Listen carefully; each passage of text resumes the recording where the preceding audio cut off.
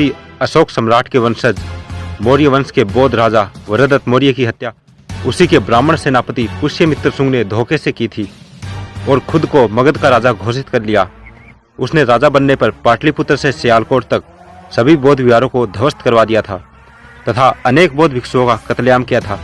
पुष्यमित्र शुंग बौद्धों पर बहुत अत्याचार करता था और ताकत के बल पर उनसे ब्राह्मणों द्वारा रचित मनुस्मृति अनुसार हिंदू धर्म कबूल करवाता था।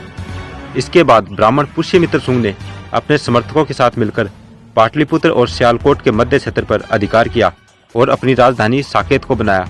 पुष्यमित्र शुंग ने इसका नाम बदलकर अयोध्या कर दिया। अयोध्या अर्थात बिना युद्ध के बनाई गई राजधानी। राजधानी बनाने के बाद पुष्यमित्र शुंग ने घोषणा की कि जो भी व्यक्ति भगवाधारी बौद्ध भिक्षु का सिर काट कर ले आएगा उसे 100 सोने की मुद्राएं इनाम में दी जाएगी। इस तरह सोने के सिक्कों के लालच में पूरे देश में बौद्ध भिक्षुओं का कत्लेआम हुआ। राजधानी में बौद्ध भिक्षुओं के सिर आने लगे।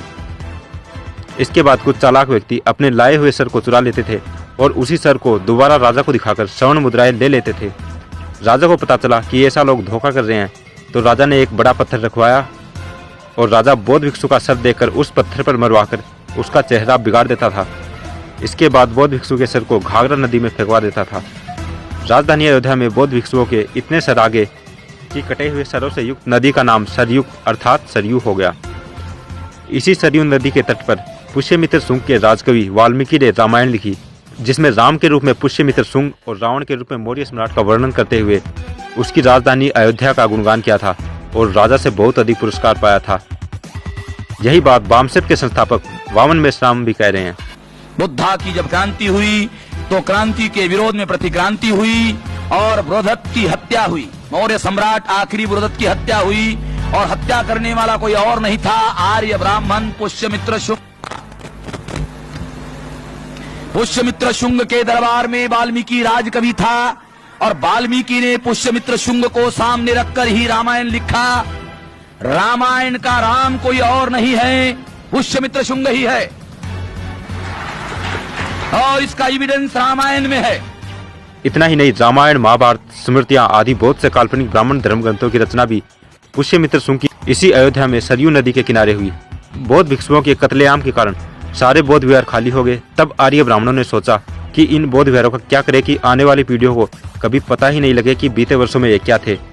तब उन्होंने इन बौद्ध विहारों को मंदिरों में बदल दिया और इसमें अपने पूर्वजों व काल्पनिक पात्रों को भगवान बनाकर स्थापित कर दिया और पूजा के नाम पर यह दुकानें खोल दी। ध्यान रहे, वरदत्त मौर्य की हत्या से पूर्व भारत में मंदिर शब्द ही नहीं था और न ही इस तरह की संस्कृति थी। वर्तमान में ब्राह्मण धर्म में पत्थर मारकर नारियल फोड़ने की परंपरा है।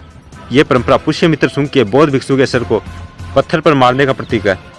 पेरियार रामास्वामी नायकर ने भी सच्ची रामायण पुस्तक लिखी, जिसका इलाहाबाद हाईकोर्ट केस नंबर 412/1970 में वर्ष 1970-71 व सुप्रीम कोर्ट 1971-76 के बीच केस अपील नंबर 291/1971 चला, जिसमें सुप्रीम कोर्ट के justice P.N. Bhagwati, justice V.R. Krishna Iyer, justice Murtaza फातिज अली ने दिनांक 16 सितंबर 1976 को निर्णय दिया कि सच्ची रामायण पुस्तक यह सिद्ध करती है कि रामायण नामक देश में जितने भी ग्रंथ हैं वे सभी काल्पनिक हैं और इनका पुरातात्विक कोई आधार नहीं है, अर्थात फर्जी है।